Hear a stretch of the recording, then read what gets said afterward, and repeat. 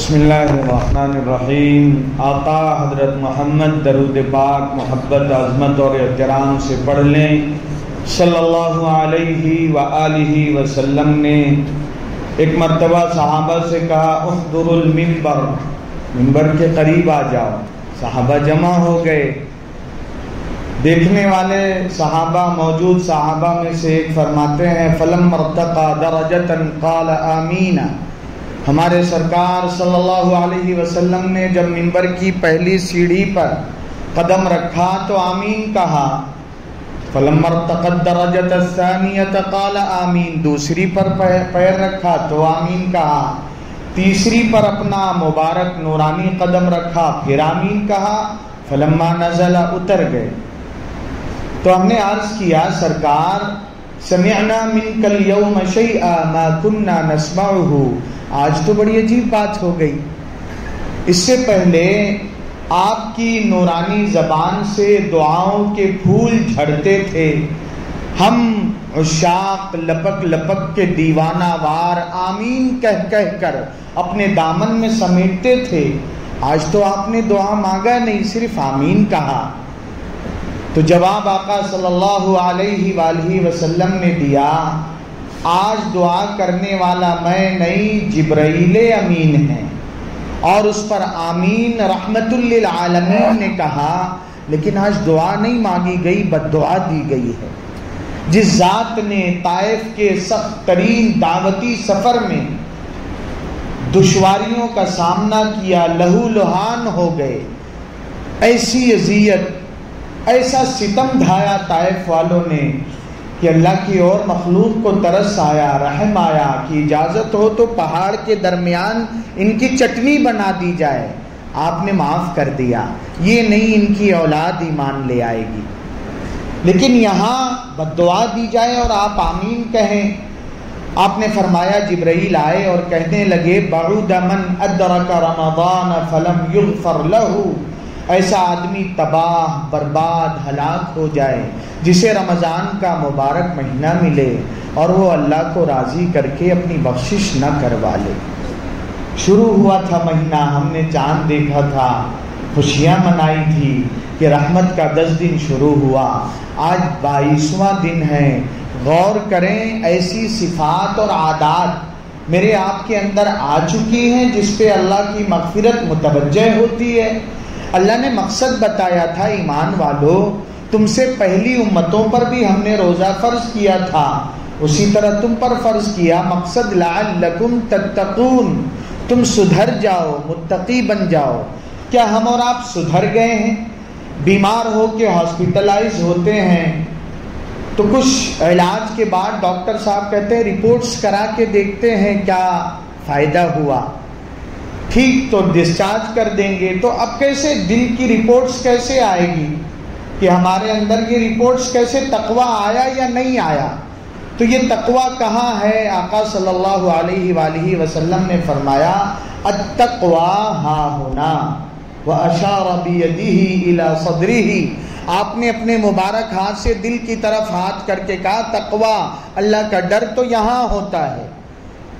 اب میرے اور آپ کے دل کے اندر آیا یا نہیں آیا کہ تھوڑا سا مزاج کے خلاف کوئی نرم گرم بات ہو گئی تو زبان میری کنٹرول میں رہتی ہے یا ویسے ہی پہلی کی طرح بے قابو؟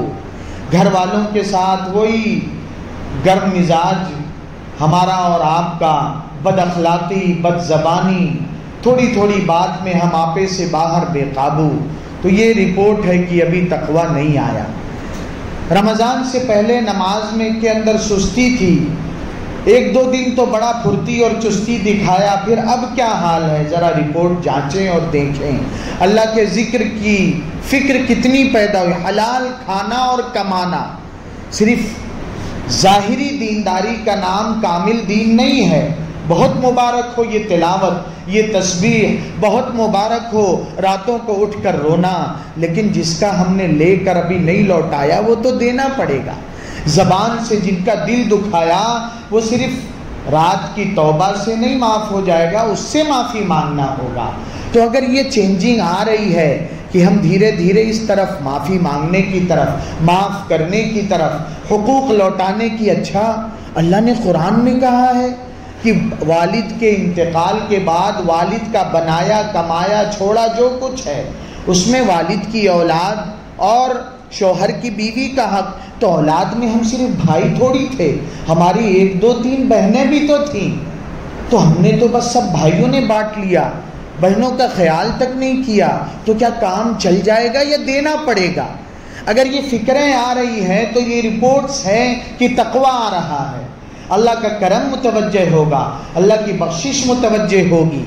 کہ آقا صلی اللہ علیہ وآلہ وسلم نے تربیت کیا، بتایا کہ تمہاری صحت مندی کی یہ علامت ہے کہ اگر کوئی تمہیں گالی دے، فَإِن سَابَّهُ أَحَدْ أَوْ قَاتَلَهُ، مرنے مارنے پہ تل جائے، تو تم یہ نہ کہو کہ دیکھ میری سٹک گئی نا، تو پھر ممبئی والے کہتے ہیں پھر دیکھ لے. ہاں نہ، آپ تو میرا یہ جواب، بھائی میرا روزہ ہے.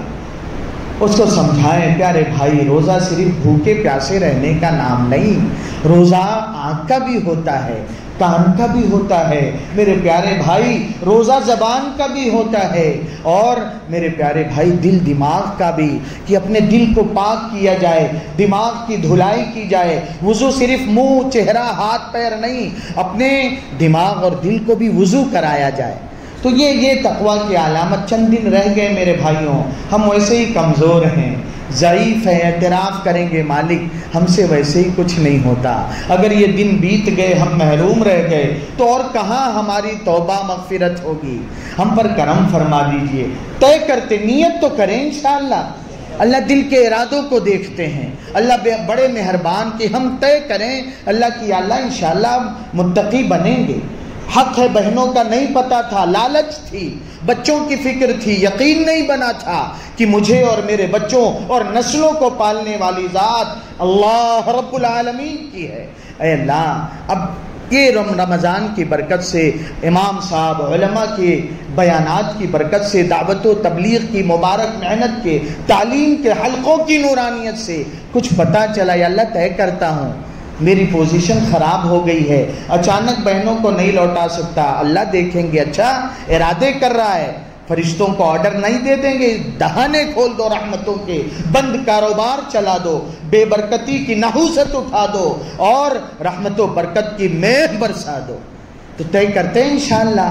جس کا دل دکھایا ہے معافی مانگ لیں گے انشاءاللہ. جس کا لینا دینا، اپنے گھر سے غور کریں. دور جاتے ہیں کہ اچھا وہ دوست سے انبن ہو گئی تھی، بیوی کو ہم نے کتنا ستا رکھا ہے، پہلے اس کا محبت سے ہاتھ تھام کے ایک جملہ کہہ دیں، اس کا دل بڑا ہو جائے گا.